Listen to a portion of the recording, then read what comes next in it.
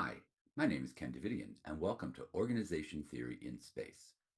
This series of videos will explore the topics and discussions of organization theory, or OT, within the context of civil and commercial space sectors. This initial season will highlight the 7 major parts of the Oxford Handbook of Organizational Change and Innovation. The second season will discuss each of the 36 individual chapters. Each video of the first 2 seasons will be about 5 minutes long, give or take a minute. Today's video includes an overview of the entire series and an introduction to the overall topic. I have plans for a 3rd and 4th season, but it's a bit premature to talk about them just yet. Handbooks are great references to get up to speed on all the academic discussions within a given domain. As the OT in Space video series progresses, I encourage everybody to put ideas, thoughts, and discussion topics into the comments section below. Those will all provide me guidance on how to better respond to your needs in the future. I'm using up precious time here, so let's get started. Today I'm going to cover the first chapter in the handbook entitled Introduction, Central Issues in the Study of Organizational Change and Innovation, edited by Marshall Scott Poole and Andy Van de Ven. It's important to start any conversation with fundamental definitions, so that's what we'll do. Van de Ven says that organizational change is defined as any observable difference over time of an organization's characteristics or abilities. And when those are novel and unprecedented, it's called an innovation.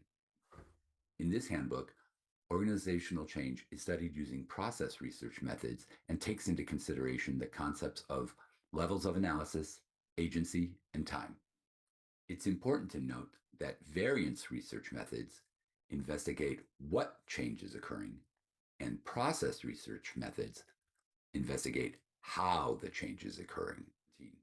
We will also discuss many different perspectives on innovation, including whether it's a noun or a verb, episodic or continuous, planned or unplanned, and many others. Much of our time will be spent discussing the 4 idealized motors of change: the teleologic, the life cycle, the dialectic, and the evolutionary. So let's take a minute to talk about those.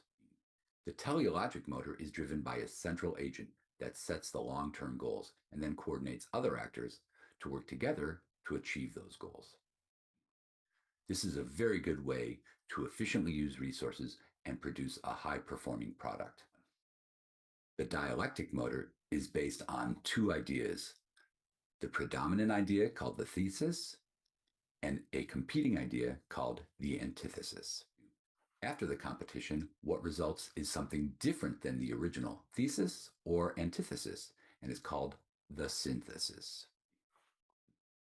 The synthesis becomes the new thesis and the cycle begins again.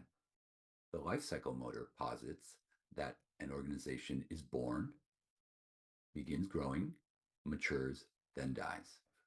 This model is actually very good for highly regulated markets, like the introduction of a new drug. Finally, the evolution motor is based on the competitive combination of 3 forces: variation, selection, and retention.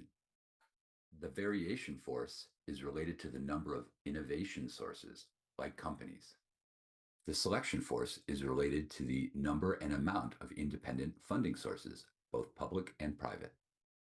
The retention force is related to the number of customers and the amount of money they represent. In other words, the total market size. After talking about the 4 motors of change, we'll cover various topics regarding power and influence, the prevalence of conflict, dialectics, and paradox, change, effect, and emotions, hybrid modeling approaches, and variance versus process research methods in studying change and innovation. So how does this all relate to the space sector? I've heard many times government and industry leaders asking questions like, what will such a market share or growth rate end up being? Or how many companies will survive in a given market segment? Or how many spaceports, for example, does a country need? Organization theory helps us answer those questions by more accurately modeling the markets as social systems and by better understanding the phenomenology behind the answers. Without better understanding the mechanics behind the numbers we're measuring, we can't even be sure we're measuring the right numbers. OT research is methodical and steady and will not only help us answer the questions we have today, but also those that we come up with tomorrow. That's it for this episode in OT in Space. And next time we'll give an overview of the handbook part 1, which discusses the teleologic motor of change. I hope you find the material interesting, and if you do, I encourage you to hit the subscribe button or the notification bell so you don't miss any of the future videos. OT in Space was produced by Impossible Research LLC. Impossible Research LLC, or IRL, conducts process research on the topics of innovation and industry emergence within the context of commercial space industries. IRL also offers organization theory and research consulting as well as STEAM outreach. This video is intended for educational purposes only.